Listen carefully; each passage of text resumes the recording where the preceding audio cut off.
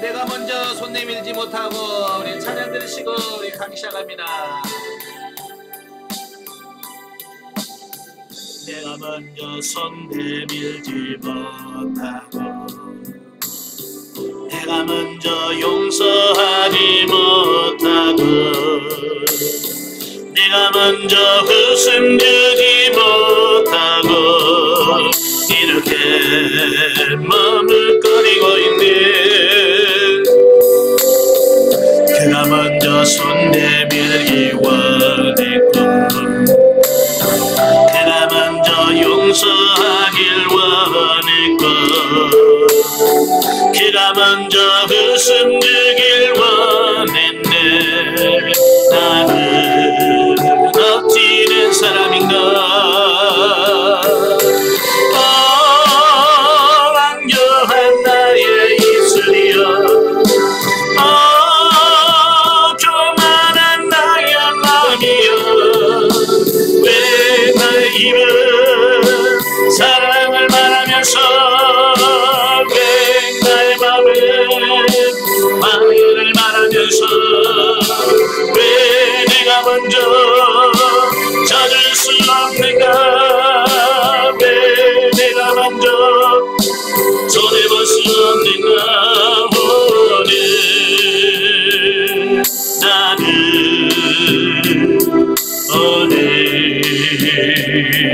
나는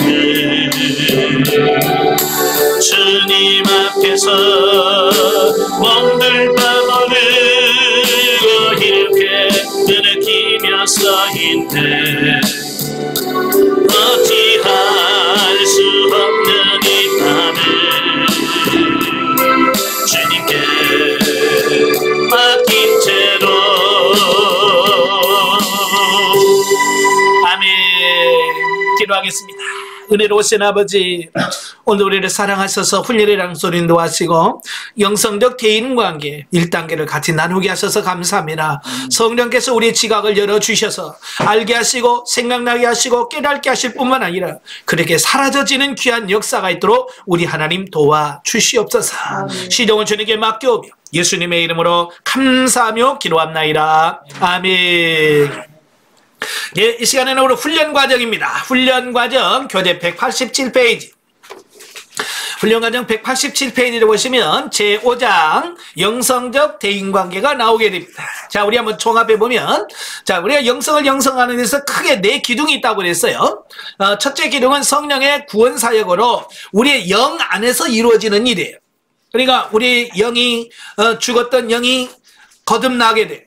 거듭난 영이 자라고 성장을 해서 예수 그리스도를 닮아가도록 만드는 훈련이 성령의 구원 사역이다. 그래서 영에서 이루어진다고 해서 영의 영성, 신자의 영의 영성이라고 하기도 합니다. 자, 두 번째 기둥은 성령의 은사 사역이라고 할 수 있겠죠. 이 은사 사역은 우리 육체가 하나님의 말씀대로 살 수가 없는 거예요. 그래서 하나님께서는 하나님 말씀대로 살 수 없는 우리 육체에다가 은사와 능력을 부어주셔서 하나님 말씀을 살 수 있게 만들어주시고 살게 하겠다라고 하셔서 우리로 하여금 우리 육체에다가 은사와 능력을 부어주는 사역을 은사사역이라고 그래요. 이건 우리 육체에서 이루어진다고 해서 예전에는 육체 영성이다라고 표현을 했습니다. 근데 세 번째가 영성적 대인관계죠. 영성적 물질 관계입니다. 자, 우리가 이 땅에 살아가면서 물질이 필요하죠. 예, 물질 없으면 힘들어요. 그죠?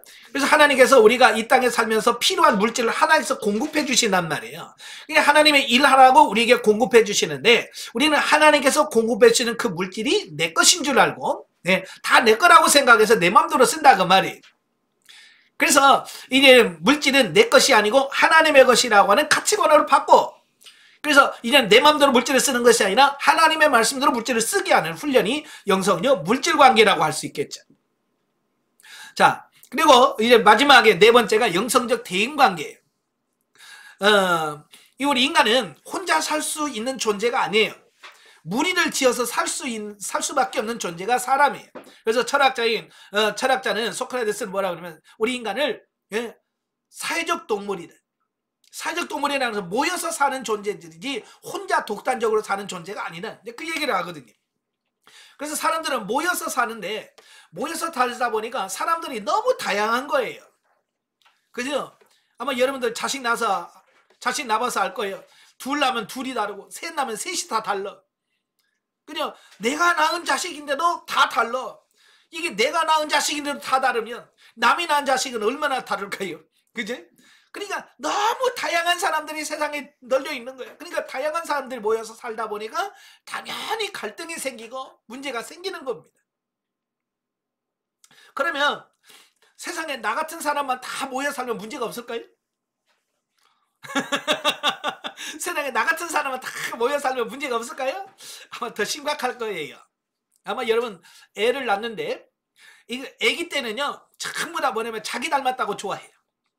아이고 눈이 나 닮았네, 코가 나 닮았네, 그러면서 자기 닮은 걸 좋아해요. 근데 애가 커가면서요 자기가 싫어하는 자기의 모습을 닮으면 그렇게 또 미워요. 그죠? 예.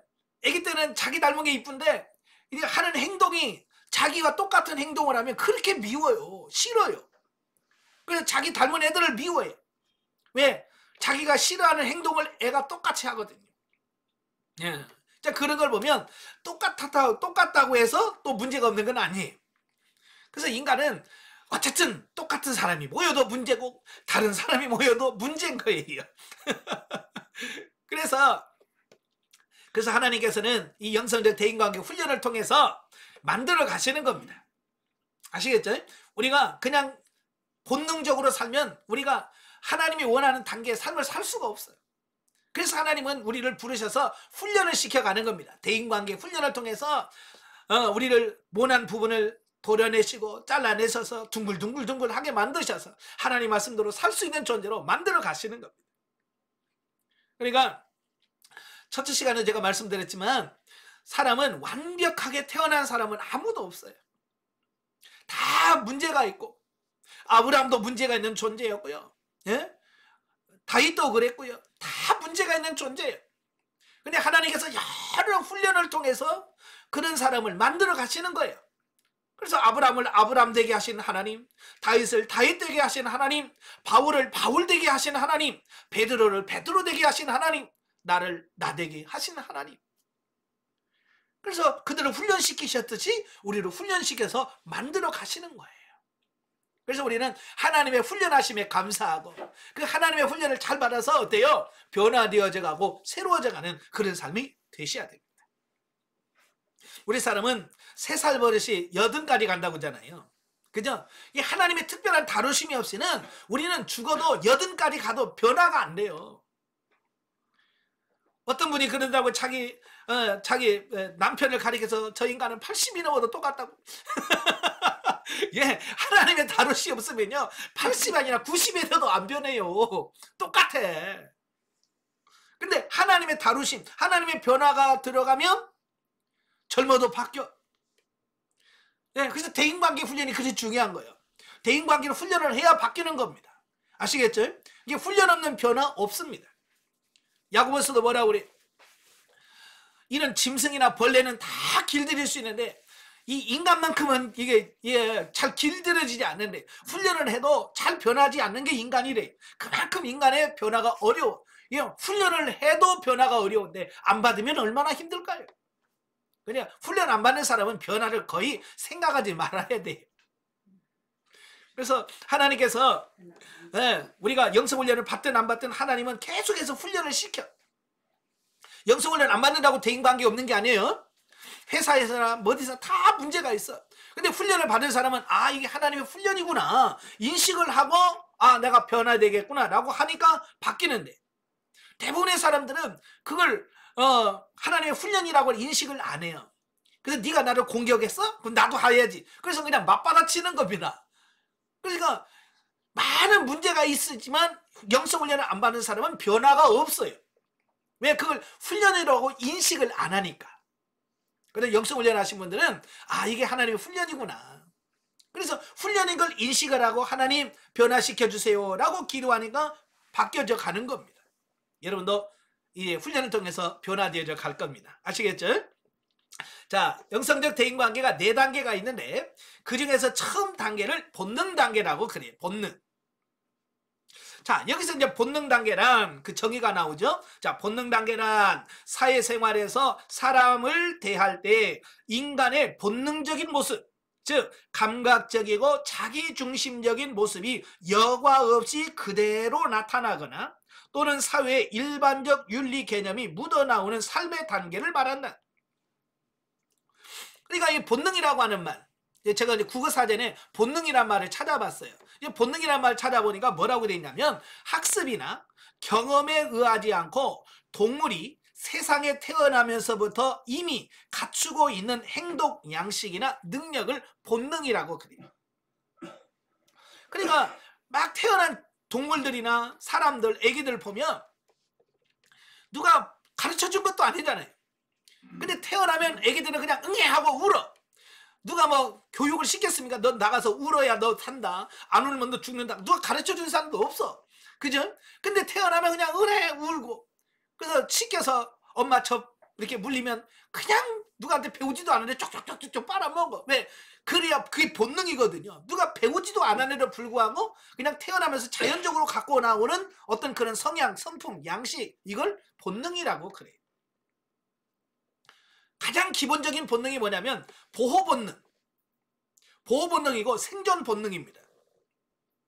여러분, 이 자기가 자기를 지키려고 하는 본성은요, 모든 짐승이 다 똑같아요. 제가 산부인과 의사가 그 이야기하는 걸 들었어요. 그게 뭐냐면 낙태 반대 운동을 하시는 그 산부인과 그 의사가 그런 얘기를 해요. 우리는 그 태중에 있는 아이 그냥 그 뭐라고 낙태하는 걸 쉽게 생각하는데 그렇지 않더라는 거예요. 그러니까 그 자궁에 있는 그 아이 생명 있잖아요. 아니 제대로 갖추지도 않는 그 아이를 낙태하려고 병원에 가서 그 아이를 낙태하는 기계를 집어넣으면 그 자궁에 있는 그 아이가 피한다는 거예요. 그 생명이 지가 뭐 한다고. 태어나지도 않은 그 아이가 그 자궁 속에서 기계가 들어가면 그걸 피한다는 거예요. 요리조리 막 피한다는 거예요. 그걸 보면서 자기를 지키고 생존하려고 하는 본능이 얼마나 강한지, 그 아직 정상적으로 자라지 않은 그 생명도 자기를 지키려고 하는, 그만큼 보호 본능이 강한 거예요. 예. 자, 그러면 자, 우리도 마찬가지죠. 훈련을 해서 말하는 본능은 뭘까? 우리가 이제 1단계를 본능 단계라고 그랬잖아요. 이 본능 단계라고 하는 게 뭐냐면 우리가 살면서 하나님이나 우리 인간의 영, 하나님이나 영을 인식하지 못하고 의식하기 이전에 살았던 그 삶을 계속해서 살아가는 어떤 이런 삶을 본능 단계라고 그러는 거예요. 쉽게 말하면 내가 예를 들어서 내가 20살에 예수를 믿었어요. 근데 예수를 믿는데 삶의 방식이 1살 때부터 20살까지 살았던 그 생활 방식을 그대로 가지고 신앙생활하는 걸, 이걸 본능 단계 삶이다 라고 보시면 돼요. 그러니까 예수 믿기 전에 삶을 그대로 답습하는 겁니다. 그래서 제가 강의하면서 그랬잖아요. 예? 본능 단계에 사는 사람은 예수 믿는 사람이나 안 믿는 사람이나 거의 차이가 없다. 주일날 성경책 키고 그냥 교회 가는 거 빼고는 차이가 없어. 그러니까 주일날 성경책 끼고 하면 저 사람이 교회 다니는 사람이었어. 이제 그렇게 알지. 그렇지 않으면 나 교회 다녀 말 안 하면 정말 저 사람이 교회 다니는 사람인지 안 믿는 사람인지 구분이 안 가. 왜? 본능 단계에 있기 때문에 이 차이가 없어. 차이가. 여러분 어때요? 얼마나 많이 차이 납니까? 생활 속에서 얼마나 차이 나요?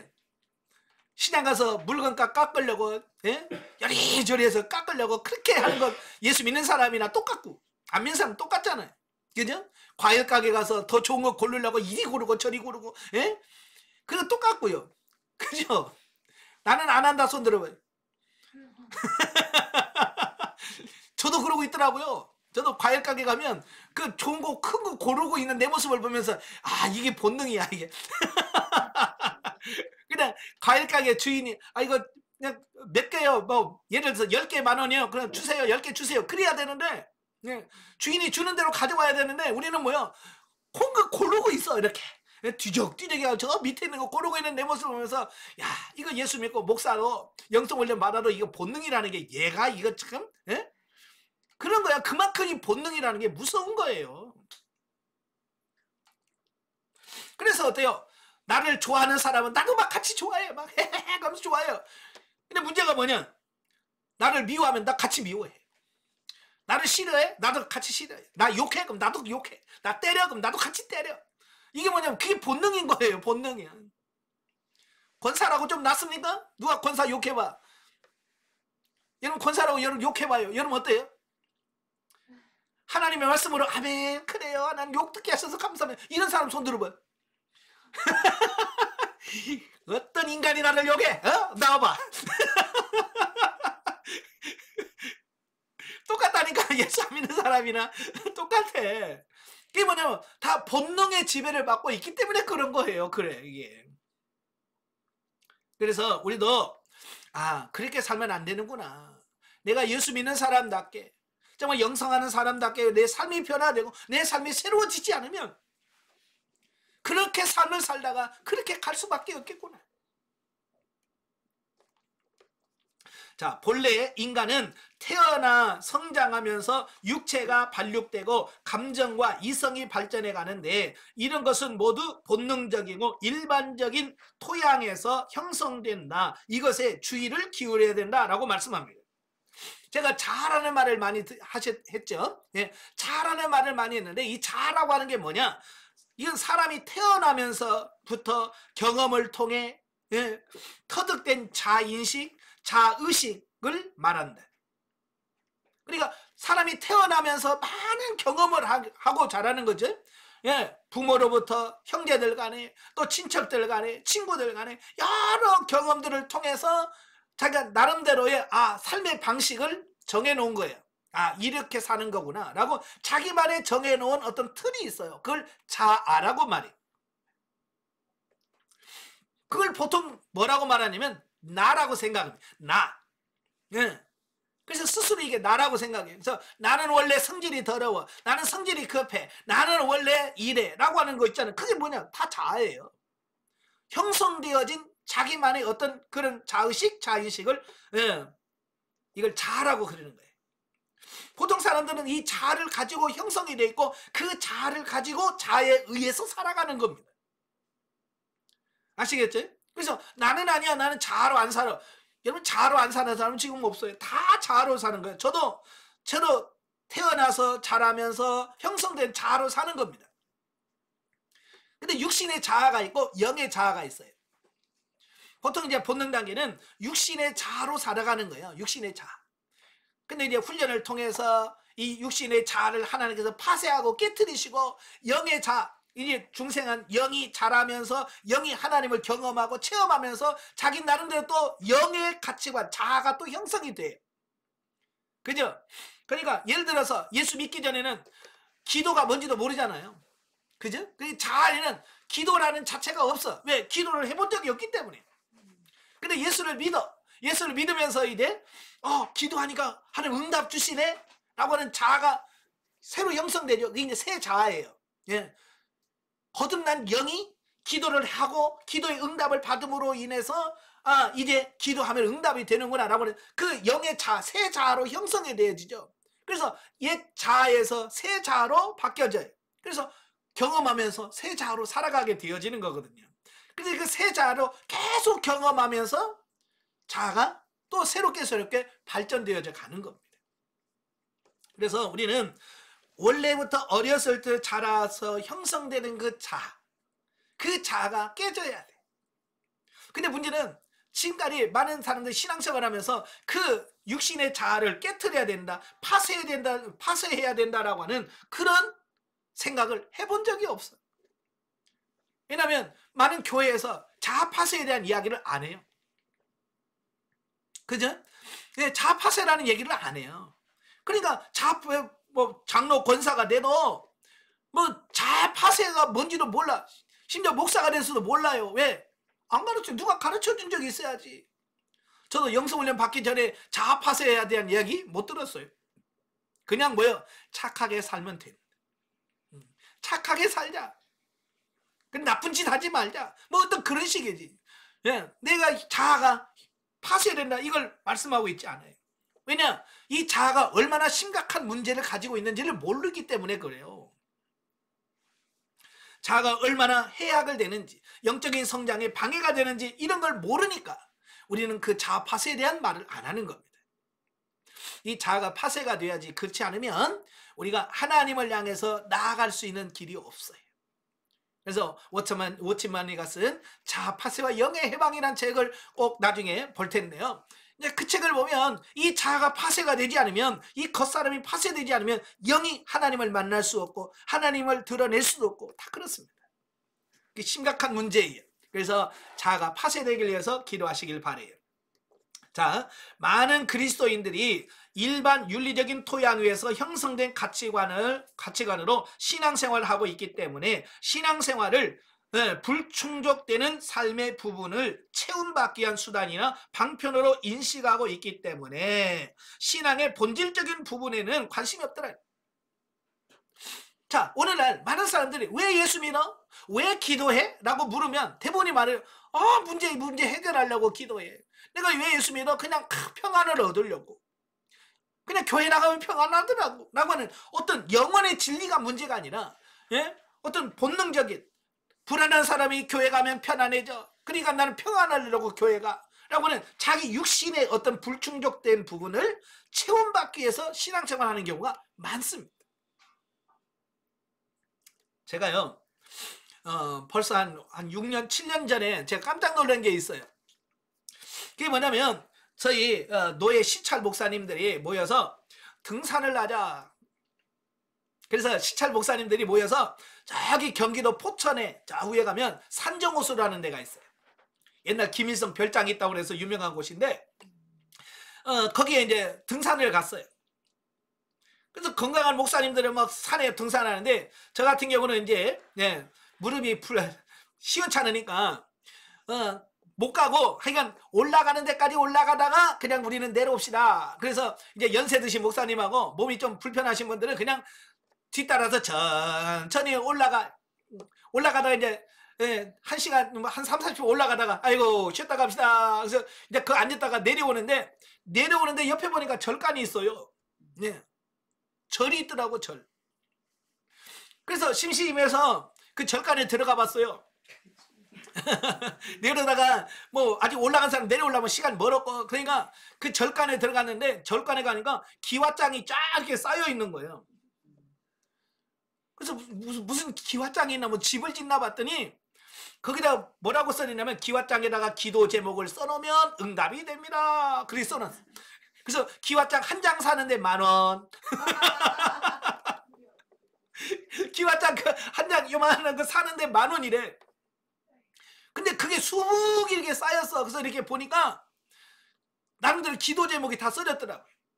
사업의 번창, 자녀들의 건강, 뭐 이러면서 무슨 많이 본 듯한 그게 쫙 써져 있는 거예요. 꼭 교회에서 기도 제목 내놓으세요. 그러면 전부 다 써내잖아요. 자녀 축복, 뭐 자녀 취업, 뭐 장가 보내주세요. 뭐 이런 거 있잖아요. 건강해주세요. 꼭 그 제목하고 절간에 써서 그 기와장에 써서 보니까 하얀 매직 같은 거에만 써놨는데 다 보여요. 네. 근데 그 제목을 볼 때 깜짝 놀란 게, 기도 교회 감사헌금 봉투에 써내는 기도 제목하고 너무 똑같은 거예요. 깜짝 놀랐어요. 우리 신앙생활이 그렇구나. 불교 다니는 사람도 똑같고 교회 다니는 사람은 똑같고. 이제 11월 달이 되면 수능 보잖아요. 그죠? 부모들의 마음이 얼마나 간절하겠어요. 근데요, 자, 산의 절간에 가도 수능 100일 기도 써졌어요. 서울에 뭐 성당에 가니까 성당 앞에도 딱 써졌어. 수능 100일 특별 기도에. 또 어떤 교회 갔더니 교회 앞에도 또 써졌더라고. 수능을 위한 특별 100일 기도에. 아니, 절간에 가도 똑같고 성당에 가도 똑같고, 예? 교회 가도 똑같아. 왜 그럴까요? 출발점이 똑같은 거예요. 본능적인 가치관. 그게 뭐냐면 처음 신앙생활 할 때 그 본능적인 가치관이 똑같은 거예요. 그러니까 이런 거요. 자, 우리나라를 5천년 역사라 그러잖아요.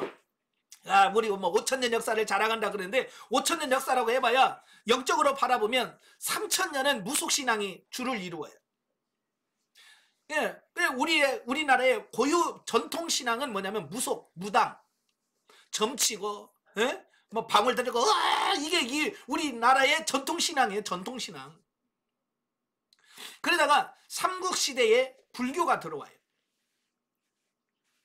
고구려 신라 백제 때 불교가 들어와. 근데 불교가 들어오면서 이제 불교가 이제 우리 영적인 세계, 종교적인 생활을 지배합니다. 그게 1500년 동안입니다. 그게 1500년 동안 불교가 지배하면서 그냥 순수한 불교가 아니라 불교에다가 그 토속신앙이 같이 짬뽕이 돼. 그래서 원래 불교에는 점치거나 뭐 이런 부적 붙이는 거 이게 없어요. 근데 그게 전통 그 무속신앙하고 불교하고 혼합이 돼가지고 이상한 불교가 돼. 그죠? 그래서 1500년 동안 우리나라를 이끌어요. 그러다가 이성계가 이씨 조선을 세우면서 중국에서 유교를 가져와, 유교. 유교를 가져와요. 유교를 가져오니까 무속신앙 위에 불교신앙에 그 다음에 유교신앙을 딱 덮어놨어.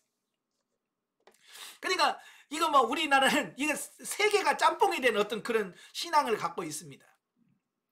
그러다가 1884년에 이제 언더우드 목사님과 아펜젤러 목사님이 인천 제물포항에서 공식적으로 선교사가 첫 파송이 돼요. 물론 그 전에 만주 지방을 통해서 선교사들이 들어오지는 못하지만 선교사들이 성경을 번역을 하고 중국의 만주에 온 조선 사람들을 복음을 전해서 다시 조선으로 들어가게 하는 그런 과정은 있었지만 본격적으로 공개적으로 선교사가 파송돼서 들어올 때가 1884년이에요. 이제 그들이 들어와서 지금까지 한 130년, 140년 되네. 140년 동안 우리 한국에 복음이 들어온 지가 140년 돼. 기독교가. 140년 동안 이제 우리 한국을 점점 영적인 세계와 종교 이런 세계를 지배하고 조금씩 지배하고 가고 있습니다. 가장 많이 지금 영향을 끼친 게 어디냐면 장례 문화예요. 지금 젊은 사람 모르겠습니다만은 제가 어렸을 때만 해도 장례 치르면 뭡니까? 꽃상여 메고 삼배 옷 입고 머리에 뭐 새끼 꼬아서 달고 애고 그러면서 이제 가면 언제 오나 딸랑 하면서 그게 옛날 장례 문화예요. 근데 지금은 산골 경상도 산골짜기 외에는 그렇게 장례 치는 데 없어. 그죠? 이제 상복도 다 바뀌었어요. 남자는 까만 양복에 여성들은 한복 비슷하게 입고 까만 거 입고 이제 예수 믿든 안 믿든 그게 많이 바뀌었어요. 그게 뭐냐면 기독교가 들어옴으로 인해서 조금씩 영향을 끼친 거예요. 그죠? 그렇다고 해서 정통 기독교식이냐? 그것도 아니야. 혼합돼. 혼합돼. 기독교하고 불교하고 막 혼합돼 가지고 기독교는 아무도 안 차려지만 또 불교나 이런 사람들은 또 상 차려놓고 향 피우고 그러잖아요. 그죠? 껍데기는 양복 입고 뭐 까만 한복 입고 그건 바뀌었는데 기본적인 옛날부터 내려왔던 향 피우고 뭐 이런 뭐 상 차리는 것은 또 그건 아직 안 변한 거예요. 이제 시간이 가면 그런 것도 바뀌겠죠. 이렇게 조금씩 바뀌어가는 겁니다. 그게 바뀌어져 가는 거예요. 그런데 아직 그 근본적으로 보면 교회 다닌다고 하면서도 그 예수 불교 다니는 사람이나 천주교 다니는 사람이나 그 기본적으로 신앙적인 부분 그 뭐요? 문제 해결하는 거 그건 똑같은 거예요. 이런 부분에서 우리가 벗어나야 돼. 신앙의 본질은 그런 게 아니라는 거예요. 뭐 몸이 아픈데 기도해가지고 건강 얻고 뭐 사업을 어떻게 기도해가지고 사업을 축복을 받고 이런 게 아니라 신앙의 본질적인 모습은 뭐예요? 거기 나오잖아요. 영혼의 문제란 말이에요. 영이 정말 구원 받느냐 못 받느냐. 그 다음에 성령님과 얼마나 원활한 교통이 이루어지냐. 이게 진짜 신앙생활이잖아요. 그죠? 그 다음에 성도의 영적인 교제 이런 거에서 관심을 가져야 되는데 이런 데로 관심을 갖는 교회가 어디 있어요? 교회라고 맨날 모여서 기도합시다. 여러분, 교회 건축합시다. 건축해야 복 받습니다. 그래서 외형적인 어떤 이런 거나 하고 그걸 놓고 기도하고 그게 마치 진짜 복 받은 것처럼 착각하면서 사는 게 이게 본능적인 삶을 살고 있는 모습이라는 말이에요. 아시겠죠? 이게 진짜 무지한 거예요. 저도 그렇게 속아왔었고 여러분도 그렇게 속아왔었잖아요. 이래 영성을 열때 눈을 조금 열어보니까 아이고 내가 그렇게 속아왔구나. 그래서 이제 그걸 바꿔 가셔야 돼. 자, 바꾸려면 어떻게 해야 되느냐? 넘겨서 188페이지. 본능 단계에 있는 사람의 선결과제. 이 1단계에 있는 사람의 선결과제는 뭐냐? 첫째, 본능적인 가치관의 지배를 받고 있는 자신을 발견해라. 아, 내가 이렇게 본능의 지배를 받고 이렇게 살아왔구나 라고 하는 인정하라는 겁니다. 인정해라.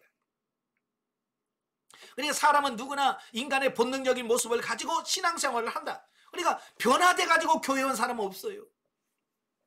그냥 세상에서 똑같이 살다가 어느 날 교회 등록해서 교회 나가기 시작한 거죠. 그죠? 예? 완전히 변화돼 가지고 온 사람 어디 있어요? 여러분 가끔 교회에서 그래요. 예? 술 먹고 교회 오지 마. 술 끊고 와. 예? 담배 피워 오지 마. 담배 끊고 와. 이런단 말이에요. 아니 어떻게 그런 말은 오지 말라는 말과 똑같은 말이거든요. 그렇잖아요. 담배 펴도 와. 술 먹어도 와. 예, 처음에는 똑같잖아요. 그렇지만 예수 믿고 믿음이 자라면서 아 이게 문제가 있구나. 그래서 술을 끊어야 되겠구나 해서 신앙생활을 하다 보면 영이 성장하다 보면 자연적으로 술을 끊게 되고 담배를 끊게 되고 죄를 끊게 되고 그래서 변화되는 거잖아요. 그죠?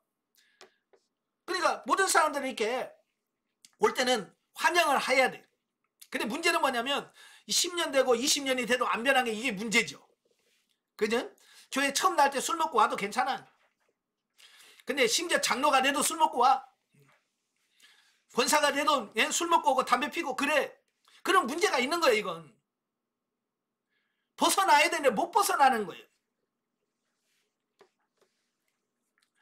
그래서 신앙생활을 막 시작하는 사람이나 신앙생활을 20년 30년 한 사람이나 이 본능적인 모습으로 사는 건 똑같아. 똑같아. 화나면 똑같이 화내고, 예? 싫으면 싫은 티 팍팍 내고, 미우면 미워해버리고, 이제 그러면 산단 말이에요. 여러분의 교회는 그러지 않겠죠? 어느 권사님이 저한테 와가지고 그래요. 자기 교회는 문제래. 그래서 뭐냐고 그랬더니 재직하고 막 그럴 때, 예? 자기 말 안 들으면 막 책가방 던진대. 야! 그러면서 성경 책가방 막 던지고 난리래. 그러면서 무슨 교회가 그래요 그래. 왜? 본능의 지배를 받고 있기 때문에 그래. 본능의 지배. 제가 두 번째 전도사로 교육전에서도 심의했던 것이 의정부에 있는 교회예요. 그 교회 장로님하고 권사님은요 회의만 하면 난리나. 그 방에 들어가서 권사님들하고 장로님이 회의하면 밖에서까지 막 네가 저거 저거 막 그러면서 막 그 싸우는 소리가 막 밖에까지 다 들려. 야 정말로 야 이거 진짜 저게 진짜 목사 장로들 권사들이 모여서 할 저게 회의냐? 할 만큼 그렇게 보는 모습 보면서 너무 안타까운 거예요. 와, 왜? 근데 이제서 이해가 돼. 아, 장로 권사라도 본능의 지배를 받고 본능의 삶을 살고 있기 때문에 저럴 수밖에 없었구나. 이제 이해가 돼. 그때는 그게 이해가 안 됐거든요. 왜 그럴까? 여러분도 마찬가지예요. 본능의 지배를 받으면 똑같습니다. 뭐 목사라고 다른 거 있어요? 본능의 지배를 받으면 똑같아요. 예. 다만 사람에 따라서 그 본능적인 모습의 차이만 조금씩 있을 뿐이에요. 그죠? 권사라도 조금 순한 권사가 있고 악질 권사가 있고 그죠? 목사도 선한 조금 좋은 목사가 있고 조금 악한 목사가 있을 뿐이지 똑같아. 거기서 비슷비슷해. 그냥 그놈이 그놈이고 그 인간이 그 인간이야. 별반 차이가 없어. 왜? 본능의 지배를 받고 있는 게 비슷하기 때문에 그런 거예요. 정도 차이만 있을 뿐이에요.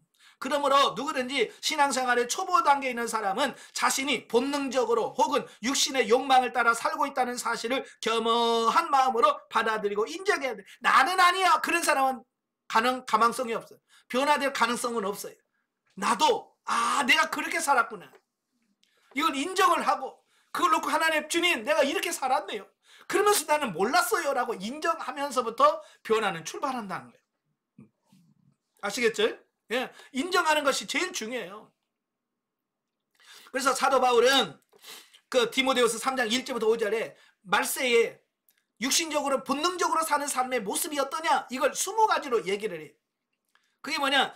내가 이것을 알라. 말세에 고통한 때가 이르리니 사람들은 첫째 자기를 사랑하며, 둘째 돈을 사랑하며, 셋째 자긍하며, 넷째 교만하며, 회방하며, 부모를 거역하며, 감사치 아니하며, 거룩하지 아니하며, 무정하며, 원통함을 풀지 아니하며, 참소하며, 절제하지 못하며, 사나우며, 선한 것을 좋아 아니하며, 배반하며, 팔며, 조급하며, 자고하며, 쾌락을 사랑하기를 하나님 사랑하는 것보다 더하며, 경건의 모양은 있으나 경건의 능력은 부인하는 자니. 이게 본능적인 사람의 모습이에요. 그래서 나는 이렇게 안 살아. 손 들어봐. 자신에게 나는 이렇게 안 살아 라고 말하는 사람 누가 있어요? 왜? 다 우리는 본능으로 살고 있기 때문에 그래. 이건 신앙생활 1년 한 사람이나 10년 한 사람이나 50년 한 사람이나 여기서 자유로울 사람이 없어. 왜? 성장하지 않고 본능에 살면서 본능적인 지배를 받고 살기 때문에 그렇다 그 말이에요. 그래서 어때요? 내가 잘되고 내 자식, 내 가족이 잘되고 복받기를 원하는 것은 모두 육신적이고 본능적인 가치관에서 기인하는 것이라고 할 수 있다. 그래서 이 단계에 있는 사람들은 물론 기도를 해도 나와 내 가정의 육신적인 축복과 안녕을 위한 기도 외에는 더 이상 할 수가 없다. 예, 모든 신앙생활의 중심이 뭐예요? 자기 중심이에요.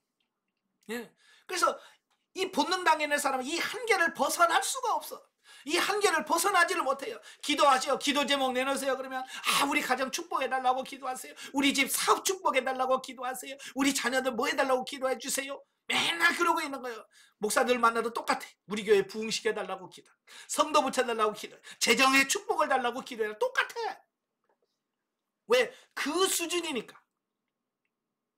애들 보면 그러잖아요. 10살짜리는요 그 노는 거나 말하는 거나 수준이 비슷비슷해. 조금 차이가 안 있어도 10살짜리로서 수준이 거기서 거기에요. 마찬가지로 우리도 그 수준이 거기서 거기에요. 그래서 사도 바울이 나중에도 말씀드리겠지만 왜 성장을 이야기하느냐면 성장하지 않고 그 단계에 머물러 있으면 변화가 없어. 왜? 수준이 항상 그 수준이니까. 그래서 성장해야 된다는 얘기예요. 자, 그 다음에 두 번째, 본능적인 삶의 가치관의 실상을 이해하고 거기서 벗어나기를 기도하라. 이제 내가 본능의 지배를 받고 살았구나 인정을 했다면 인정만 하고 끝나는 게 아니라 이제 거기서 벗어나기 위해서 기도하셔야 돼요. 내가 이런 부분 속에 매여 있었군요. 내가 이런 본능으로 살았군요. 하나님 이것을 벗어나게 해주세요 라고 기도하는, 그게 두 번째로 필요하다 그 말이에요. 자, 본능 단계에 있는 사람의 특징이 뭐냐? 본능 단계에 있는 사람들의 생각과 말 속에는 항상 불신과 불평, 원망 등이 많은 부분을 차지하고 있어서 진리가 머무를 수가 없다.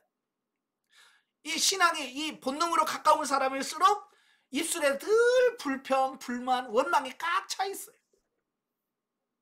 교회에서도 그래요. 예, 좀 이야기하다 보면요, 집사 권사님이라도 그냥 맨날 입에서 불평이, 그냥 우리 교회에 대한 불평, 목회자에 대한 불평, 그냥 남편에 대한 불평, 이런 것들을 막 입에 달고 살아. 그 말은 무슨 말이에요? 나는 본능이에요 라고 나팔 불고 있는 거예요. 예. 그렇기 때문에 그러한 사람은 쉽게 악한 영의 지배를 받아서 행동하게 된다. 예, 여러분, 제가 예전에 축사 사역 하면서 경험할 때 보면 그래요. 귀신 너 언제 들어왔어? 그러잖아요. 그럼 언제 들어왔다고 얘기를 해요. 나 언제 들어왔어? 그런데 그때가 대부분 언제냐면 화낼 때, 분노에 찰 때, 이 분노라는 그걸 통해서 사단이 쑥 들어와요. 그 다음에 남 미워할 때, 그 다음에 갑자기 어떤 충격에서 낙심하고 깊이 어쩌면 낙심해 있을 때, 그때 그 그걸 통해서 들어오는 겁니다. 마치 이런 겁니다. 여러분 여름에 보면 똥파리들이 많이 날라오죠. 파리들이 왜 날라옵니까? 냄새나고 먹을 게 있으니까 오는 거 아니에요. 그죠? 밥상에 보면 파리가 계속 와. 왜? 먹을 게 많으니까. 그러니까 우리가 왜 하고 쫓잖아요. 쫓으면 금방 가. 났다가 또 와. 왜? 먹을 게 있으니까. 그러니까 잔뜩 먹을 거 싸놓고 이렇게 해봐야 파리가 계속 날라오죠. 그 파리가 안 날라오게 하는 방법이 있어요. 싹 치워버리는 거. 깨끗하게 치워버리면 파리가 문 열어놓고 오세요. 우리 집에 파리 오세요. 그래도 안 와. 왜? 먹을 게 없는데 왜 가? 왜 사단이 우리 들으냐면 우리 안에 이 사단의 먹이 밥이 많아. 혈기 내지요. 화 내지요. 분노 확 내지요. 미워하죠. 그러니까 사단이 먹을 만한 먹이들이 많아. 그러니까 사단이 쑥쑥 들어오는 겁니다. 왜? 먹을 게 많으니까. 근데 사람들은 그걸 몰라요. 여러분 우리 안에 귀신들이 들락날락해요. 여러분 안에도 귀신이 들락날락해요. 왜? 먹을 것이 많으니까. 근데 영성훈련을 통해서 그게 싹 처리가 되어지면 나중에는 제발 귀신아 들어와라. 그래도 내가 왜 들어가냐? 네 집에 가면 굶는데 안 들어와. 그러니까 물론 자신은 평상적으로 생각하고 행동한다고 말하고 싶지만 정작 자신이 귀신에게 속고 있다는 것을 모른다. 왜? 그냥 어렸을 때부터 늘 귀신에 속아 살아왔기 때문에 그게 문제인지를 모르는 거예요. 그러니까 이런 거죠. 자, 우리는 맨발 벗고 밖에 나가면 야, 너 왜 맨발 벗고 다녀? 신발 신어! 그러잖아요. 그러나 저 아프리카는 원래 나면서부터 신발을 안 신는 사람들은 신발 신는 게 이상한 거죠. 그지? 왜? 그럼 어렸을 때 아예 안 신었으니까 그냥 안 신는 게 당연한 거야. 마찬가지로 우리도 그냥 귀신하고 마귀하고 막 계속 속아서 살아왔기 때문에 그냥 그게 정상인 줄 아는 거예요. 그게 옳다고 생각하면서 그냥 그게 틀린다고 생각 안 하고 사는 겁니다. 그게 문제예요. 그래서 육신적으로 고통이 오면 그 고통의 의미가 무엇인지 생각해 볼 필요도 없이 반사적으로 고통을 준 사람에게 그대로 갚는다. 누가 나한테 욕하면 나도 같이 욕해버려. 반사적으로 나옵니다. 생각하고 나온 게 아니라 그냥 욕하면 나도 같이 욕해버려. 왜? 그게 반사적이에요. 자동적으로 나오거든요.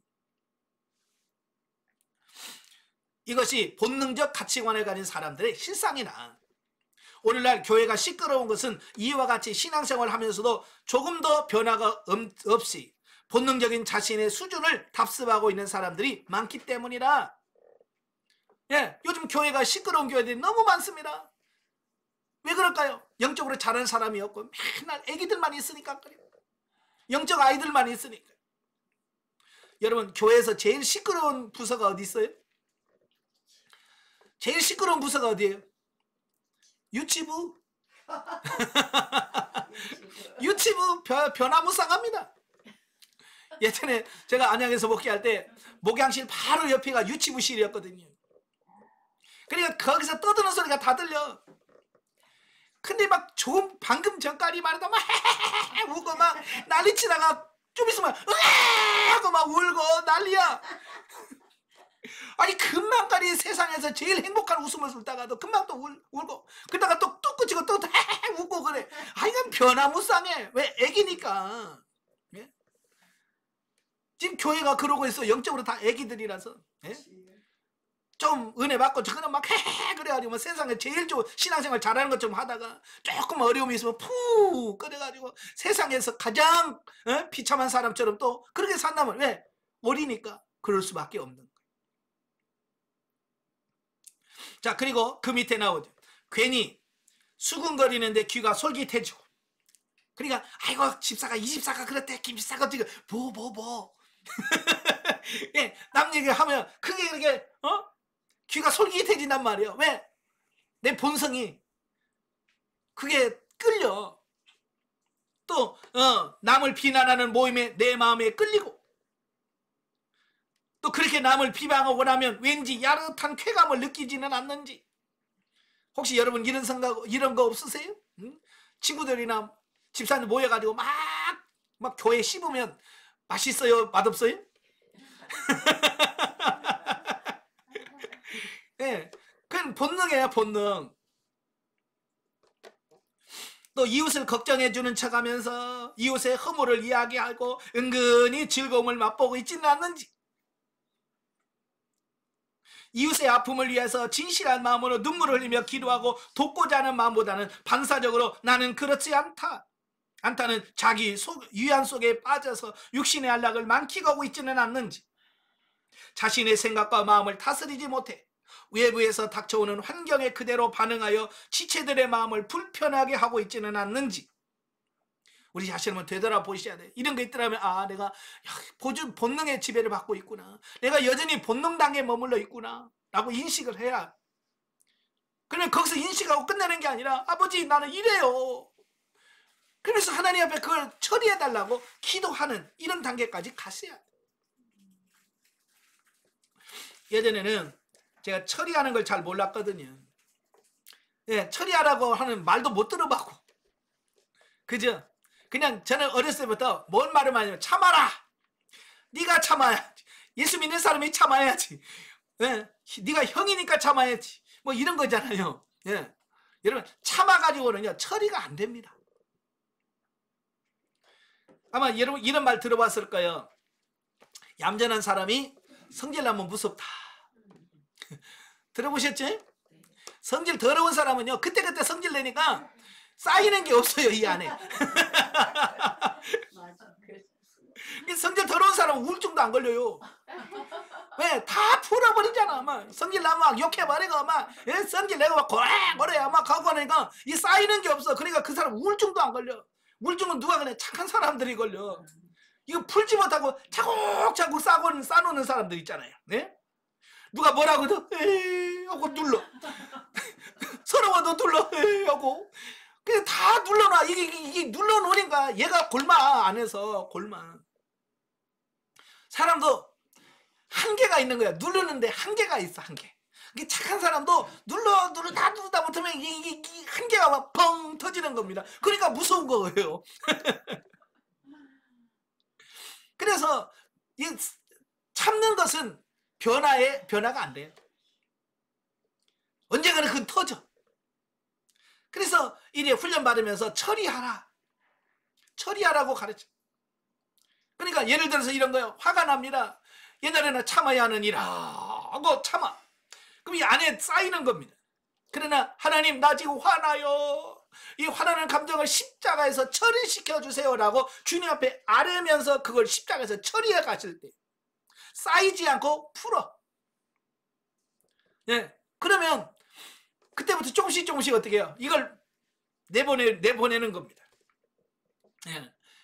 제가 훈련 받을 때 하나님께서 우리의 감정을 어떤 비유로 말씀하시냐면 구정물통에다가 비유를 하시더라.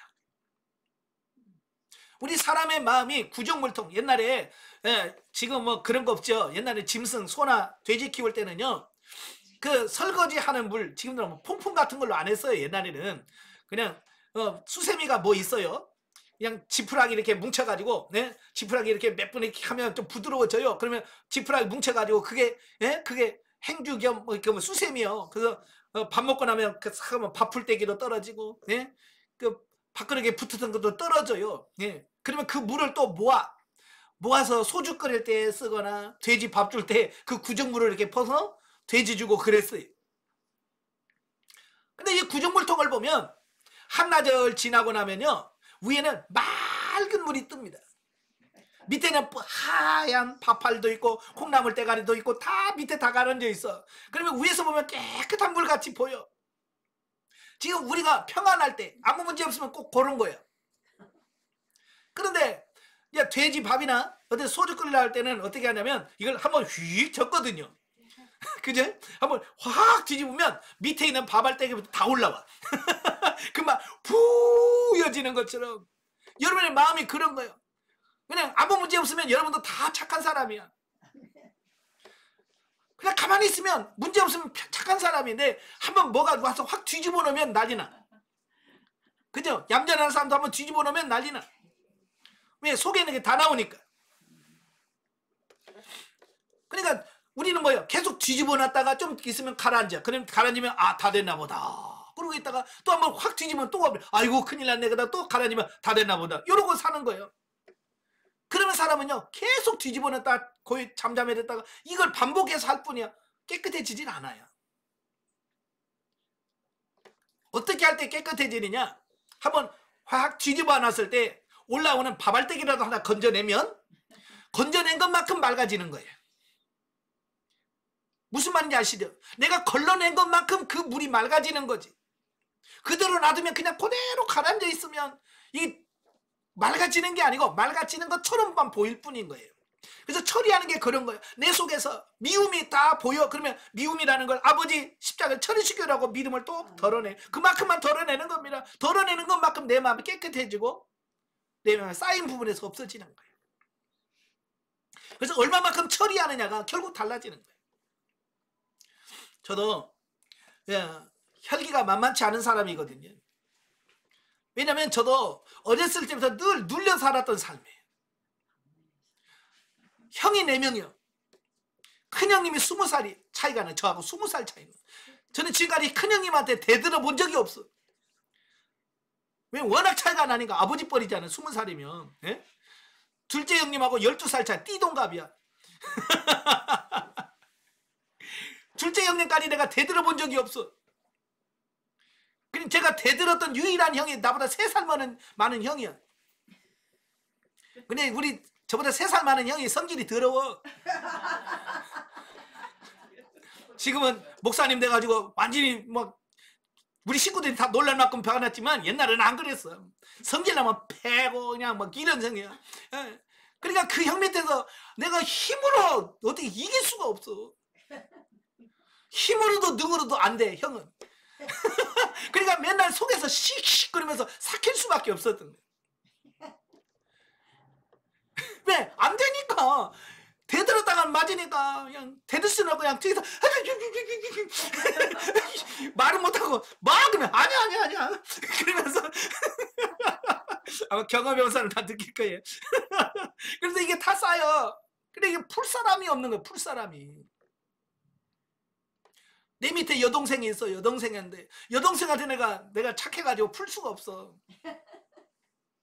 다른 사람 막 여동생한테도 막 때리고 막 풀더라고. 근데 난 못 풀겠어. 불쌍해가지고. 근데 내 여동생은 못 풀어. 이 형한테 맞아도 동생을 못 때려. 그러니까 그게 쌓이고 하다니까 막 이 혈기가 나는 혈기.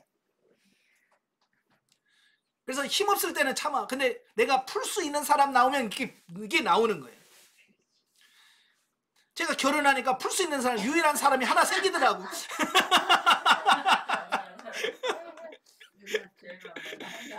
만만한 게 안 해. 집사람밖에 없어. 풀사람이. 그러니까 교회에서 성질나면 집에 와가지고 아이씨 그러면서 집사람한테 풀고 좀 또 있으니까 또 풀 대상이 또 생겼네. 자녀가 둘 생기니까 자녀들한테 일로 와. 다른 사람 성질 못 내고 애들만 잡아. 네. 그러니까 가정에 평안 나겠어요. 그래서 그게 아니는 걸 알면서도 내가 이러면 안 된다는 걸 알면서도 그게 모르니까 안 되더라고. 근데 훈련 받으니까 하나님께서 처리하라고 말씀하셔서 이제 그 성질을 낼 때마다 예전에는 아내에게 풀고 애들한테 풀었던 그것을 하나님께 고백하면서 하나님 내 속에 이런 혈기가 있습니다. 하나님 이걸 처리해 주세요 라고 기도하는데 제가 30여 년 동안 내 안에 차곡차곡 쌓아놨던 혈기들이 얼마나 많은지요. 퍼내도 처리해도 계속 나오는 겁니다. 이게. 예. 얼마나 많이 나오는지요. 한 달을 퍼내도 표시가 안 나. 얼마나 많은지. 그래서 나중에는 제가 하나님 이게 되는 거예요? 안 되는 거예요? 왜? 처리하라고 해서 열심히 처리하는 대로 역시 나타나는 게 없어. 똑같이 나오니까. 그래 주님께서 뭐라고 말씀하냐면 야 둔벙이 크면 고이 물도 많아. 성령께서 그걸 가르쳐 주는 겁니다. 여러분들 물 가다 놓는 둔벙이 크면 고인물이 많은 것처럼 내 안에 30년 동안 이게 쌓인 것들이 그렇게 많아서 이거 몇 바가지 퍼낸다고 그게 표시가 안 난다고 말입니다. 여러분 한강물 바가지로 몇 바가지 퍼낸다고 한강물이 줄어듭니까? 표시도 안 나는 것처럼 너무 많이 쌓았던 거예요. 근데 퍼내다 보면 바닥이 보일 때가 올 거야. 그러시. 그래서 소망을 가지고 퍼내기 시작했습니다. 5개월을 퍼내고 6개월을 퍼내고 1년을 퍼내니까요. 그때서 느껴. 성질이 안 나. 그전에는 누가 건들지 않아도 성질 났는데 1년을 퍼내다 보니까 내가 느끼는 게 뭐냐면 옛날 같으면 성질 나야 되는데 얘들 이 정도면 화내야 되는데 근데 안 나고 있는 내 모습을 보면서 이게 좀 많이 뭐 퍼내졌나 보다. 여리고 넘어가니까 이제 확연하게 드러나기 시작을 했어요. 그러니까 훈련받고 1년 되니까 이게 확연히 돼요. 질이란 게 들어가니까요. 이제 화를 내야 되는데 화가 안 나는 데까지 하나님 경험시켜 주셨어요. 분명히 화를 내야 돼. 이 상황에는 화를 내야 돼서 하나님 이거 화를 내야 되는데 왜 화가 안 나와요? 옛날에는 가만히 있어도 화났는데 이런 화를 내야 되는 대로 화가 안 나. 하나님 그걸 경험시켜 주셨어요. 여러분도 퍼내시길 바래요. 네, 처리를 하셔야 돼요. 그래서 십자가에서 계속 처리해요.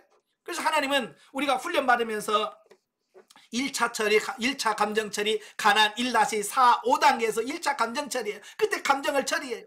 그 다음에 가난 2-4, 5대 2차 감정 처리. 그래서 그때도 가만히 있으면 막 부글부글 끓어서 올라와. 예? 짜증이 막 올라오고. 그게 뭐예요? 너 이런 거 있으니까 빨리 처리해라고 하나님께서 드러내시는 거거든요. 그러니까 그럴 때 나는 왜 이렇게 짜증나는지 몰라 그러지 말고 내 안에 이렇게 짜증나는 게 있구나. 주여 십자가에서 처리시켜 주세요라고 빨리빨리 그런 부분을 올려드리면서 처리하셔야 돼요. 아시겠죠? 얼마나 많이 처리하느냐. 처리해도 여러분 표시가 없다는 것은 그만큼 많다는 것을 말하고 있어요. 아시겠죠? 그래서 아무리 큰 둔봉도 퍼내면 바닥이 보입니다. 제가 어렸을 때 보면 심심하니까 애들하고 이제 매운탕 끓여 먹자고 이 둔봉에 가요. 둔봉으로 가면 이제 물고기들이 있어요. 미꾸라지도 있고 막 송사리도 있고 그래요. 그러면 이제 위에서 내려오는 물을 막아요. 막아서 논 쪽으로 이렇게 방향을 틀어놔. 그럼 물이 안 흐르죠? 그럼 이제 밑에서 이제 막 고무신 벗어가지고 막 벗고, 예? 뭐 찌그러진 양은 뭐 냄비 같은 거 막 갖다가 막 푸고 막 그래요. 그러면 한참 퍼내면요. 물이 다 나가면 이제 물고기들이 요만한 쪼만 이게 거의 이렇게 물고기들이 바글바글해요. 예. 큰 둔벙에서는 미꾸라지 못 잡아요. 예. 근데 물이 없이 물이 조금 남았을 때는 주워요. 물고기를 주는다고. 예. 바닥이 보일 때가 올 거예요. 그때까지 퍼내셔야 돼요. 아시겠죠? 끊임없이. 자, 반면에 본능적 단계 대인관계에 머물러 있는 사람은 그러한 자신을 보는 눈이 없기 때문에 자신의 부끄러움도 모르고 본능적으로 생각하고 행동하게 되는 것이다. 왜? 보는 눈이 없기 때문에 그래요. 그러나 문제의 핵심은 그 문제에 있는 것이 아니라 문제를 바로 알고 깨달아 그 수준에서 벗어나기를 위하여 기도하는 데 있다.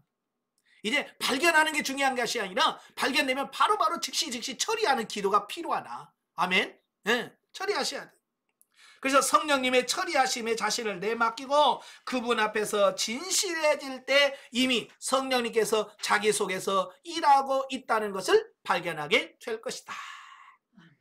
아멘. 예. 자, 그래서 이 성장에도 본능이라고 하는 게 있어요. 예. 제가 얼마 전에 어느 권사님을 만났어요. 근데 권사님이 이런 얘기를 해요. 자기는 친정엄마하고 이렇게 대화하고 하면 너무 힘들다는 거예요. 친정엄마가 자기를 그렇게 괴롭힌다는 거예요. 힘들게 한다는 거예요. 그래서 제가 뭐라고 했냐면 그래요. 그러면 친정엄마라고 생각하지 말고 그냥 시어머니라고 생각해라. 왜냐면 여러분 이제 여성분들이 많으니까 보통 보면 여성분들이 가장 친하고 헛물이 없고 가까이 할 수 있는 게 누구냐? 친정엄마거든요. 그죠? 그래서 다른 사람한테 못할 말을 친정엄마한테 해요. 그러니까 너무 친하다 보니까 가슴 아픈 이야기도 그냥 펑펑 해야 돼. 왜? 너무 친하니까. 그죠? 다른 사람이라면 전혀 못할 얘기를 해야 돼. 그러다 보니까 서로가 상처를 받아. 그러니까 친정엄마들이 보통 딸하고 얘기를 하면 속 터져. 막 속이 아프대. 네. 자기를 무시하는 것 같고 막 막말하는 것 같고 막 그러니까. 근데 왜 그러냐? 딸의 입장에서는 엄마가 그렇게 편하거든. 이게 본능이거든요. 그러니까 그냥 막 해대는 거예요. 그럼 본능이기 때문에 그래요. 그랬을 때 이래 친정엄마를 그냥 친정엄마라고 생각하지 말고 교회 권사님이다 라고 가치관을 바꾸는 겁니다. 그래서 교회 권사님한테 대하듯이 친정엄마 대하봐요. 그러면 단계가 틀려져요. 대하는 태도가 달라져요. 이걸 객관화하는 작업이라고 해요. 예. 자, 그래서 이렇게 서로 이렇게 생각을 바꿔야 되는데 본능의 지배를 받다 보니까 여전히 엄마니까 내 딸이니까 내 아들이니까 그래서 본능으로 대하니까 변화가 안 나타나는 거예요. 아시겠죠? 그래서 여러분도 마찬가지예요. 내 자녀지만 그냥 내 자녀로만 대하지 말고 하나님이 내게 맡기신 영혼으로 보아요. 친정엄마지만 그냥 친정어른마로만 보지 말고 하나님으로 인식을 하고 죽게 하듯이 부모님, 친정엄마한테 대해보세요. 시어머니도 마찬가지고. 나는 이렇게 시어머니가 어려운지 몰라. 그러지만 말고 그걸 바꿔가세요. 주님이다 하나님이다 생각하시고 시어머니든 친정엄마든 교회 누구든 그렇게 죽게 하듯이 섬겨가는 이런 객관화 작업을 해가실 때 변화가 나타나게 됩니다. 그러니까 자녀도 마찬가지예요. 내 자식이라고 생각하니까 착 함부로 되어지고 막 화도 내고 그러잖아요. 그죠? 남의 자식한테 그렇게 화낼까요? 남의 자식 대하듯이 내 자식 대합니까? 그렇지 않거든요. 남의 자식은 정말로 철저하게 잘 대해집니다. 화나도 화냅니다. 때리고 싶어도 못 때립니다. 근데 내 자식은 그냥 화내고 때리고 싶을 때 마음대로 때려. 그러니까 이게 안 되는 거예요. 이게 본능의 지배를 받고 있기 때문에 그런 거예요. 그래서 이걸 빨리 인정을 하고 이래 아내를 대하는 태도, 남편을 대하는 태도, 자녀를 대하는 태도, 친정엄마에 대한 태도 이런 걸 바꿔갈 수 있어야 돼요. 아시겠죠? 그러니까 어렸을 때는 이게 안 돼요. 어린 사람은 그렇게 얘기를 해도 어떻게 그게 가능해요? 그런단 말이에요. 그래서 188페이지 보면 본능 단계에서의 선결 과정 넘겨서 190페이지 이 속히 윤리 단계로 나아가자. 이 말이 무슨 말이냐면요. 성장하지 않고 어린 사람한테 아무리 애기봐야 못 알아먹는다 그 말이에요. 아마 여러분 애기들한테 얘기해보면 말이 통하던가요?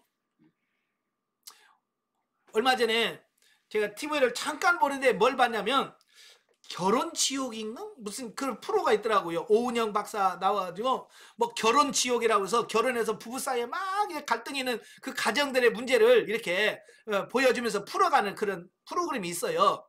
한번 그거 좀 봐요. 내가 보니까 아 이건 좀 보면 좋겠다라고 하는 프로더라고요. 거기서 남편은 밤만 되면 술 먹고 들어오는 남편이. 그러니까 이 부인이 쌍둥이 뭐 14개월 된 쌍둥이를 키워. 그러니까 이 부인이 막 얼마나 힘들겠어요. 남편은 안 도와주지. 애기들은 말도 안 듣지. 그러니까 야 밖에 나가자. 그래서 옷 입자. 그런데 애들이 뭐 그 말을 알아들어요? 옷 갈아입는데 뭐 옷 갈아입 수 있다고 막 하고 막 그래요.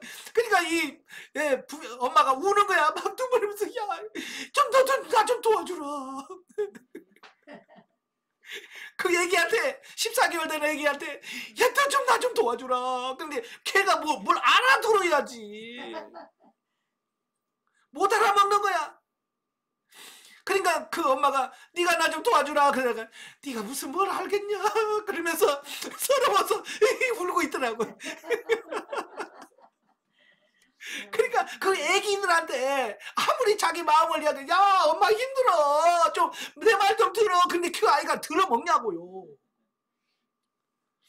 어리면 못 알아먹어. 영적으로 어리면 하나님의 말씀도 못 알아먹고 하나님께서 하는 이런 것도 못 알아먹어. 그러니까 여러분도 아마 여러분 애들 키우면서 많이 해봤던 말이에요. 너 언제 크냐? 안 해본 사람 손 들어봐. 애 키우는 엄마 중에서 너 언제 크냐? 안 해본 사람 다 해봤을 거예요. 왜? 말기도 못 알아듣지, 뭐도 안 듣지. 그러니까 아이고 빨리 커야지. 에? 근데요, 그런 아이들도 크니까 어때요? 다 알아듣잖아요. 그냥 영적인 부분도 마찬가지예요. 이 본능 단계, 이 대인관계에서 본능 단계는 아무리 얘기를 해도 못 알아먹어. 이 본능 단계 사람은요, 그건 아무리 얘기해도 못 알아먹어. 그러니까 결국은 이 교제도 속히 윤리 단계로 나아가자. 아이고 빨리 커야지, 그 얘기거든 이 말이. 네? 빨리 커서 윤리 단계 들어가야 이 말 이해하지. 이 단계의 사람은 아무리 얘기해도 못 알아먹는다, 그 얘기거든요. 저도 해보니까 그러더라고요. 상담을 해서 초기 단계의 사람들은요, 말해도 못 알아먹어.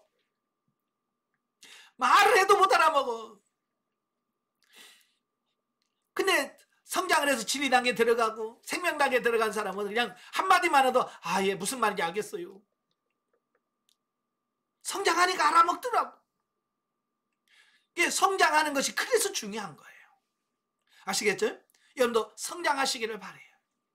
그래서 사도 바울도 고린도전서 3장 1절 3절에서 뭐라고 말씀하냐면, 형제들아, 내가 신령한 자들을 대함과 같이 너희에게 말할 수 없어서 육신이 속한 자 곧 그리스도 안에서 어린아이들을 대함과 같이 하노라. 내가 너희를 젖으로 먹이고 밥으로 아니하노니 이는 너희가 감당치 못하였음이니와 지금도 못하리라. 너희가 아직도 육신에 속한 자로다. 너희 가운데 시기와 분쟁이 있으니 어찌 육신에 속하여 사람을 따라 행함이 아니려. 사도 바울은요, 이 세상에 있는 사람들을 세 종류로 구분해요. 2장 14절, 고린도전서 2장 14절에 보면 육에 속한 자라고 표현해요. 육에 속한 자라고 해서는 하나님을 모르는 불신자를 가리킵니다. 영이 거듭나지 않고 중생하지 않은 사람들을 자연인이라고 하잖아요. 바로 이 육에 속한 사람은 그런 사람이에요. 영이 거듭나지 않은 사람이에요. 그런 사람들은 영적인 것을 인식할 수도 없어요. 그렇죠? 왜? 영이 살아나야 영을 인식하는데 영이 죽어 있으니까 영적인 것을 감지 못하고 깨달지도 못해. 그래서 영적인 것을 미련하게 보인다. 그래서 여러분도 그저 예수 안 믿는 친구들한테 야 기도해봐라. 그러면 그들이 뭐라 그래? 야 기도가 밥 먹여주냐? 그러죠. 왜? 영적인 것을 전혀 모르기 때문에 그들은 그렇게 말할 수밖에 없는 거예요. 그 다음에 두 번째가 1절에 보면 형제들아 내가 신령한 자들을 대함과 같이. 예. 신령한 자를 여기서 말해요. 여기서 말하는 신령한 사람이라는 것은 성장한 사람, 영을 따라 사는 사람, 성령을 따라 행하는 사람, 이 사람을 신령한 사람, 다른 말로 영에 속한 사람이라고 얘기를 해요. 이런 사람들은 성령을 따라서 행해요. 그런데 우리가 지금 사도 바울이 원하는 삶은 이 신령한 자의 그 수준까지 우리는 올라가고 자라는 것이 목표인데, 지금 고린도 교회는 이 신령한 자까지 못 가고 어디에 머물러 있느냐?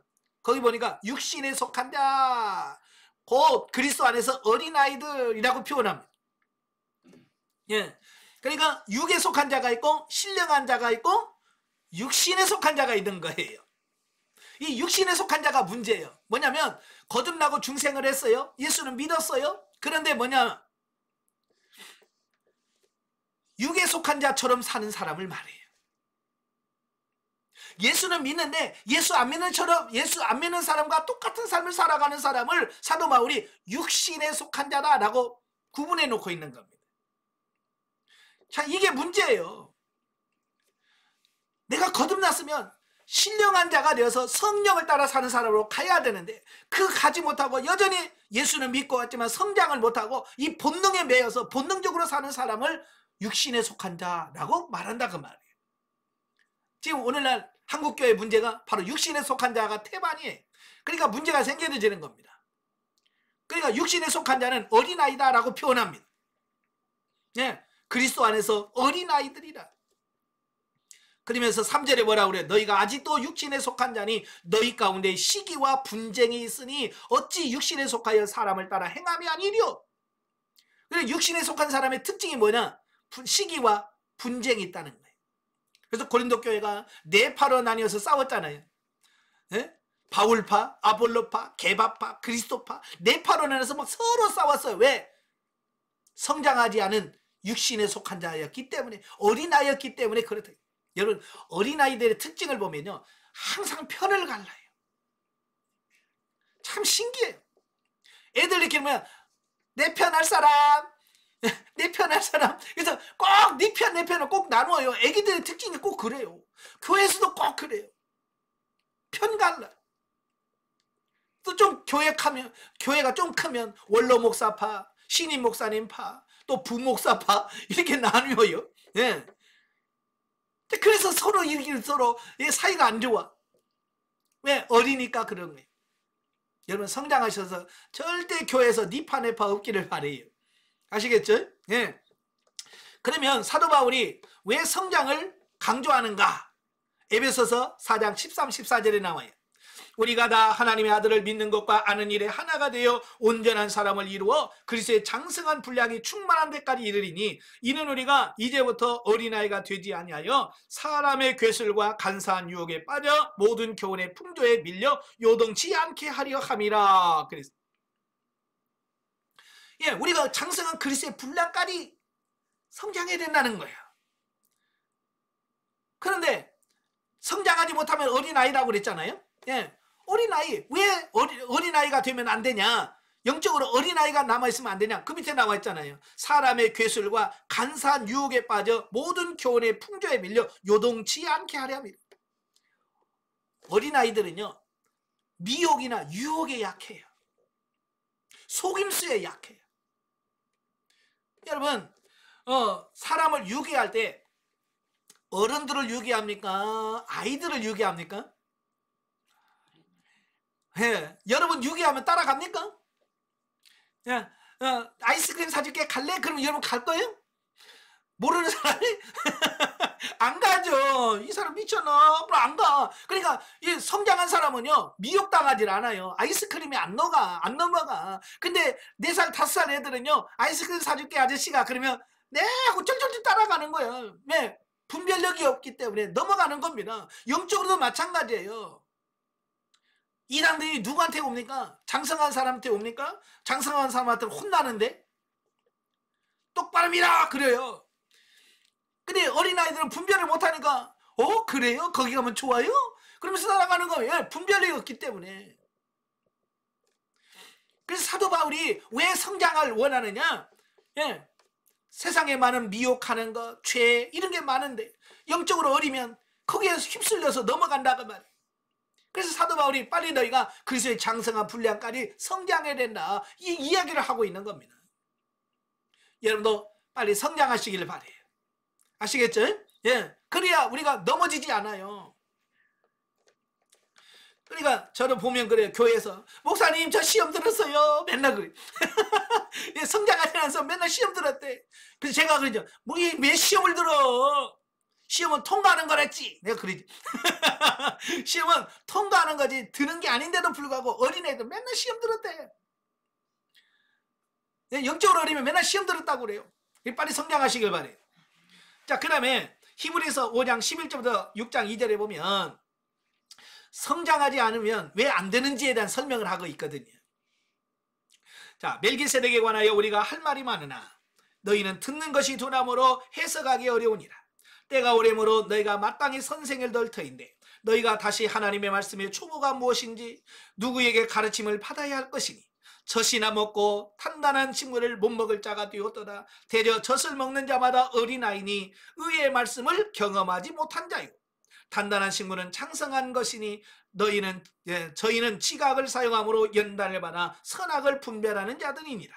그러므로 우리가 그리스도의 도의 초보를 버리고 죽은 행실을 회개함과 하나님께 대한 신앙과 세례들과 안수와 죽은 자들의 부활과 영원한 심판에 관한 교훈의 털을 다시 닦지 말고 완전한 데 나아갈지어다. 예. 여기서 뭐요? 때가 오래므로, 이 말은 무슨 말이에요? 교회 다닌 지 오래됐다는 거예요. 신앙생활한 지 오래됐다는 거예요. 그래서 어찌 보면 마땅히 선생이 되어서 다른 사람을 가르치고 양육해야 될 때가 됐음에도 불구하고 신앙생활이 오래됐어요. 여러분 신앙생활 한 지 얼마나 됐습니까? 보통 10년, 20년, 30년, 40년, 50년 권사 정도 되면 보통 그 정도 돼요. 예. 그렇게 오랫동안 신앙생활해서 다른 사람을 영성 강의하라고도 해야 돼. 근데 여러분이 지금 영성 강의는커녕 지금 영성을 듣고 있단 말이에요. 왜? 성장하지 않아서 그래. 성장하지 않아서. 그러니까 사도 바울이 이 히브리서 기자가 답답한 거예요. 그 정도 예수 믿었으면 다른 사람들도 가르치고 세워갈 정도가 되는데 아직도 초보나 배워야 될 수준에 머물렀으니 속이 답답하다. 그 얘기하고 있는 거거든요. 왜 그렇게 성장이 안 되는지. 그렇잖아요. 성장하시길 바래요. 그래서 어린아이는 젖을 먹는다. 젖 먹는 게 뭐냐? 의의 말씀을 경험하지 못한 자다. 그러니까 살아있는 말씀을 경험하지 못하는 겁니다. 성경 말씀을 통해서 아 이렇구나 라고 인식을 하고 그 말씀을 경험해야 보여야 되는데 그냥 듣고만 끝나는 사람들. 이건 젖 먹는 사람이에요. 그러나 장성한 사람, 단단한 식물은 뭐냐? 장성한 자의 것인데 저희는 지각을 사용함으로, 이 지각은 뭐 영적 지각을 말합니다. 영적 지각을 통해서 사용함으로 연단을 받아. 연단은 뭡니까? 훈련, 하나님의 특별한 다루심. 이 다루심을 통해서 선악을 분별하는 자들이다. 여기서 선악이라는 착한 것과 악한 것 그뿐만 아니라 영적인 것과 육적인 것을 구분할 수 있는, 분별할 수 있는 수준까지를 말합니다. 아시겠죠? 그래서 장성해야 죽고 썩을 것이 뭔지, 생명이 뭔지 분별하게 돼서 그런 삶을 살 수가 있습니다. 그래서 성장하라고 말씀하고 있는 겁니다. 자, 그 밑에 대인관계가 하나님께서 원하시는 진정한 국면에 들어가려면 그의 진리의 법에 따라서 우리의 못된 자아가 깨어지고, 제일 중요한 게 뭐예요? 못된 자아가 깨져야 됩니다. 내가 어려서부터 가지고 있던 그런 부분들을 깨트려야 돼요. 근데 많은 사람은 저는요 원래부터 이렇게 살았거든요. 그거 내려놓지 않으면, 그게 깨지지 않으면 옛날처럼 그대로 살아가는 겁니다. 예. 그래서 가끔 보면 목사님요 저는요 원래 이렇게 살았어요. 계속 그걸 강조해요. 그러니까 변화가 없는 거지. 원래부터 그렇게 살았다면 그걸 내려놓고 변화되어야지. 못된 자아가 깨어지고 하나님께서 예비하신 각가지 환경을 통해서 처리하심을 받아서 점차 영혼이 하나님이 원하시는 거룩한 인격으로 변화를 받고 실제적인 영성적 삶이 사라질 때 가능하다라고 하는 겁니다. 예, 빨리 성장하셔야 돼요. 제가 유치부 교사를 참 많이 했어요. 유치부를 많이 가르쳤는데 그 아이들 보면서 그래요. 자, 기도합시다. 아이들에게 기도하면서 기도하면 눈 뜨면 돼요? 안 돼요? 안 돼요! 그래요. 눈 뜨지 말고 기도해요. 자, 그러면서 유치부 애들 기도합니다. 그래서 예수님으로 기도합니다. 아멘. 그러면요. 말 안 해도 목사님! 왜? 얘 눈 떴어요.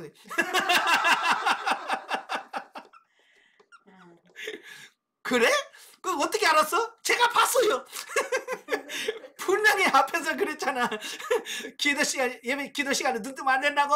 내 대답도 했잖아요. 그런데 대답까지는 잘해. 근데 그게 안 돼. 지금 우리가 그러고 있단 말이에요. 그죠? 이게 성장하지 않으면 늘상 그 삶에서 변화가 안 되는 거예요. 그래서 성장을 해야 된다라고 말씀하고 있습니다. 왜? 어린아이는 알아도 행할 능력이 없어. 힘이 없어. 그래서 여기서 속히 윤리 단계로 가야 된다라고 말하는 이유는 성장해야만 이 단계를 뛰어넘을 수 있다. 이 말씀을 하고 있는 거예요. 어쨌든 성장하시길 바래요. 아시겠죠? 이 대인관계에서 성장이 안 되면 계속해서 부딪히고 또 부딪혀서요. 나중에는요 신앙생활할 맛이 안 나요. 맨날 지니까. 회개하고 또 죄짓고 회개하고 또 죄짓고 무슨 재미로 살아요. 재미가 없어요. 우리가 변화되어지면 그때가 재밌어요. 야, 정말 이래서 변화되는구나. 이게 막 새로워지는 것 때문에 기뻐. 그래서 우리가 속히 윤리 단계로 나아갈 정도 될 정도로 계속해서 기도하시면서 달려가시기를 바랍니다. 그래서 여러분 본능 단계에 있는 분들은 내가 본능 단계에 있다는 것을 일단 인정하시고, 그리고 여기서 드러나는 부분들이 있을 때 그들 십자가에서 처리시켜달라고 하나님께 기도하십시오. 그러면 그분들이 하나씩 처리되어져 가면서 처리되어진 것만큼 여러분들이 변화되어져 갈 겁니다. 날로 새로워지시는 은혜가 있길 주님을 축원합니다. 기도하겠습니다. 은혜로우신 아버지, 은혜와 사랑을 진심으로 감사합니다. 오늘도 우리를 사랑하셔서 귀한 훈련을 받게 하신 아버지, 우리가 아버지 하나님 대인관계 본능 단계에서 살면서 우리가 변화된 삶을 살지 못했던 것을 용서해 주시고, 이제 우리가 본능 단계임을 알았습니다. 이제 본능 단계에 살면 안 된다는 것도 알았습니다. 이제 하나하나 십자가에서 처리하면서 우리 자신이 날마다 변화되고 새로워져가는 우리가 될 수 있도록 성령님 도와주시옵소서. 예수님의 이름으로 감사하며 기도합나이다. 아멘. 하나님께 드립니다.